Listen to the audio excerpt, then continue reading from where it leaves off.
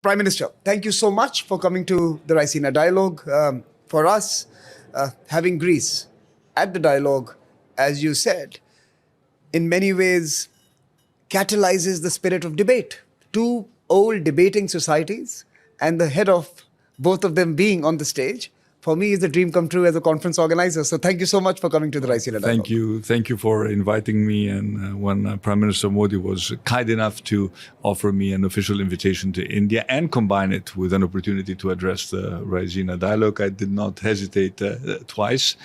But I think it is an opportunity to highlight the importance of the debates that do take place at the Raisina Dialogue. I would like to congratulate you for the incredible progress that this event has made. And I can tell you, as I also told the audience, that a lot of people, certainly in Europe, are very carefully listening to what is being debated here. Prime Minister, you also mentioned in your speech, we discovered democracy and each other, and now we are rediscovering each other. What is driving this rediscovery?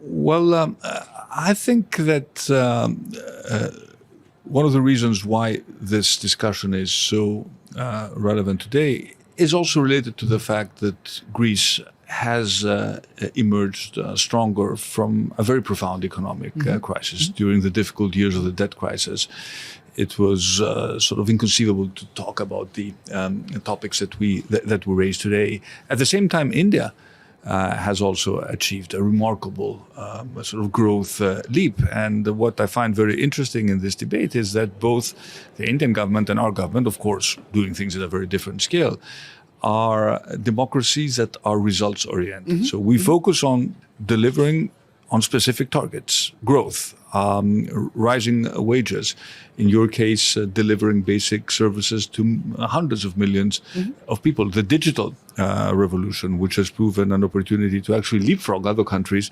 which thought they were more advanced than both India and Greece when it came to digital infrastructure. So I think the timing of communicating a message that democracies can actually deliver at a time when we've heard a lot about how maybe authoritarian governments may be better at sort of producing results for their people, and that this is happening at the largest scale possible in India, but also is happening in Greece, which many people had written off as essentially a lost case a decade ago.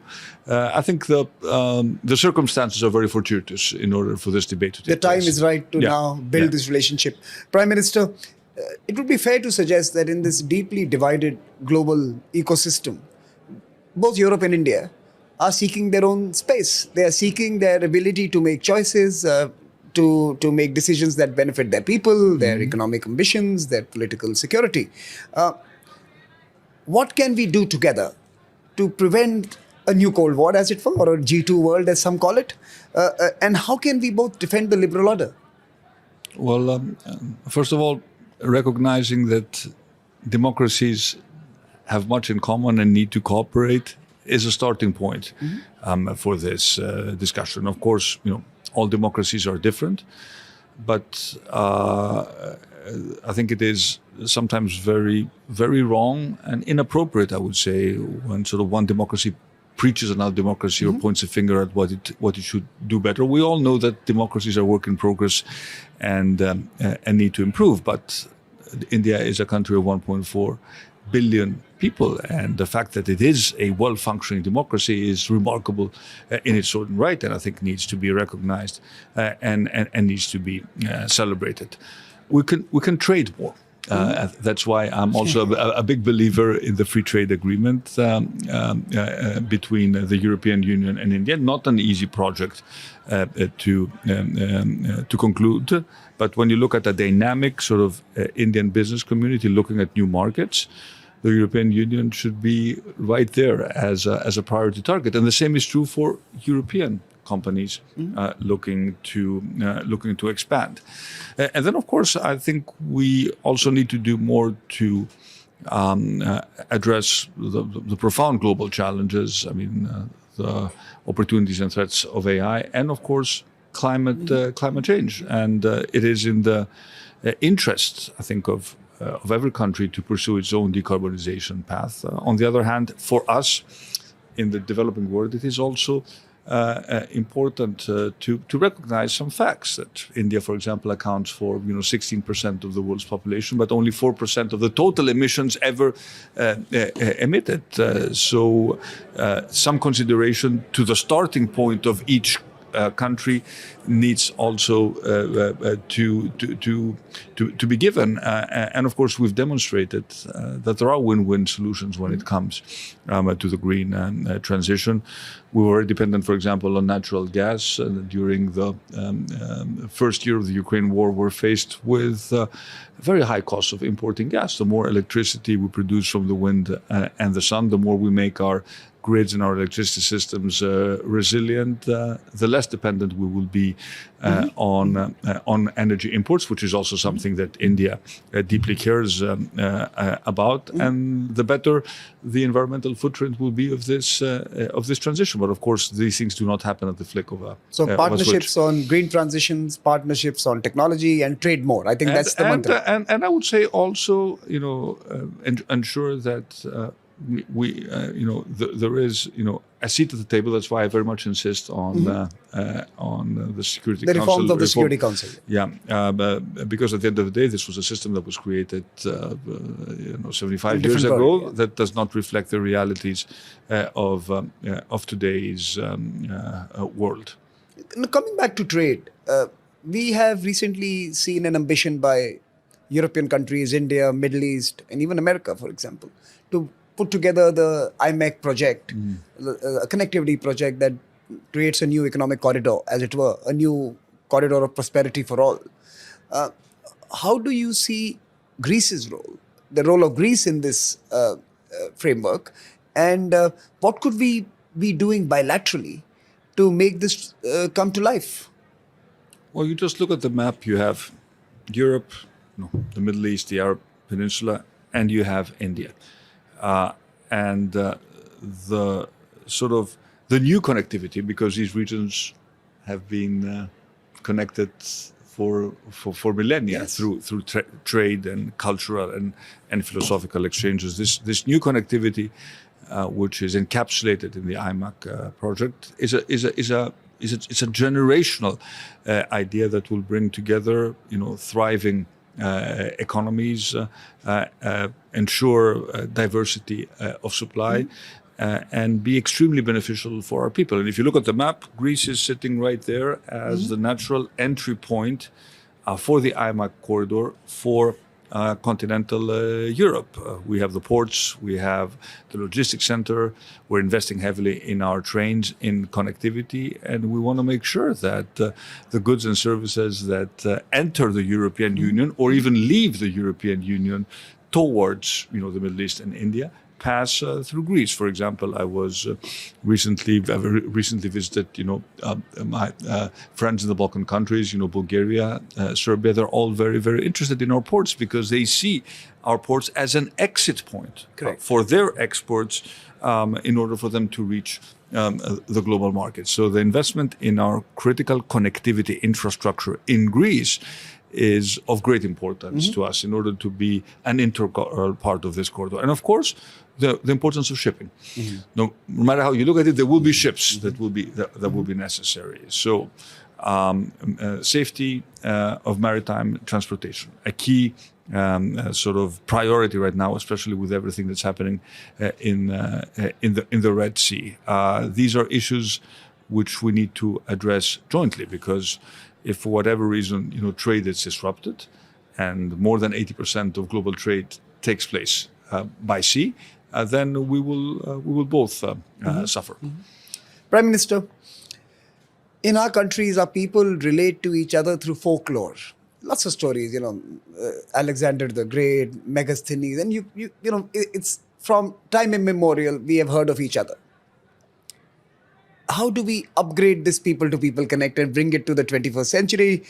How do we, in many ways, engage with the creative sectors? India is a big creative economy, digital economy. Greece, under your leadership, wants to be a digital powerhouse of the future. How do we create employment? How do we create hybrid cultures? How do we create a greater understanding amongst our young people, amongst our people generally? First of all, I think it is so encouraging that Greece and India are rediscovering each other, and this people-to-people connectivity is particularly important. It starts with basic things, for example, ensuring that we have a direct flight between India and Greece. You mentioned the creative industries. Filming more productions, more films in Greece, not just in Santorini, but across Greece. That's one of Bollywood's favorite, by the way. We have a very attractive incentive scheme to encourage foreign productions to come to Greece and film. More people-to-people exchanges, more educational exchanges. We're in the process of opening up our higher education to non-profit private universities.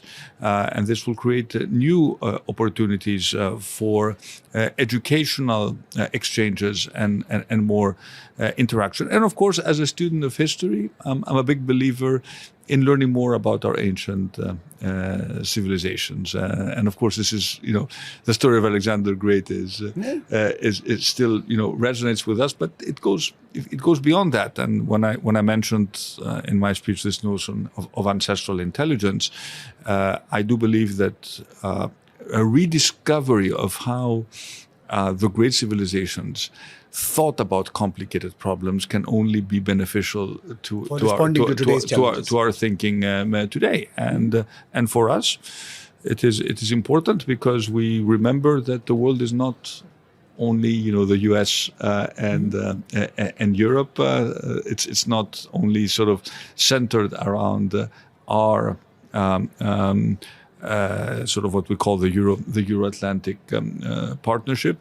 And this is, I think, a journey of discovery, but also a journey of tolerance and of understanding the particular historical circumstances of every country. So India, I've been to India many times. Every time I discover something new. It's such a fascinating, such a diverse, such a rich civilization. And the more we in Greece learn about India, the stronger the ties between our two people will become. Prime Minister, as we conclude this inaugural Idea Spot for the Raisina 2024, I have to ask you, as an observer of world affairs, in your view, how has India evolved and changed? And since you're coming to office, what is the role of India that now needs to be either appreciated or engaged with by people in different parts of the world? I would say two things. First of all, you are the fifth largest economy, and you'll become the third largest economy maybe within the next decade. That in itself is something important. You're the largest country in the world in terms of population. And as I said, you are a democracy, which in itself is fascinating. Imagine sort of organizing elections for almost 1 billion people. It's a celebration here. We think in terms of it, and it is a celebration and participation. With high participation,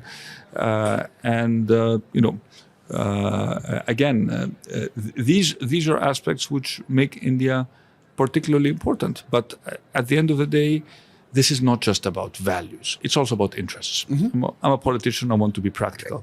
It is in our interest to cooperate more. An expanding economy will look for new markets. For example, we want to forge mobility and migration partnerships that will allow maybe for Indians to come and work in Greece. All these things cannot happen in situations of conflict. And of course, I think we have an interest in making sure that India's voice as a protector of the rules-based international order is heard. But it will have to be a slightly different international order. And the fact that India was so successful in organizing the G20 that it brought, for example, the African Union on board is testament to sort of the new role of India, not just as an economic, but also as a geopolitical powerhouse. Prime Minister, thank you so much for inaugurating the dialogue.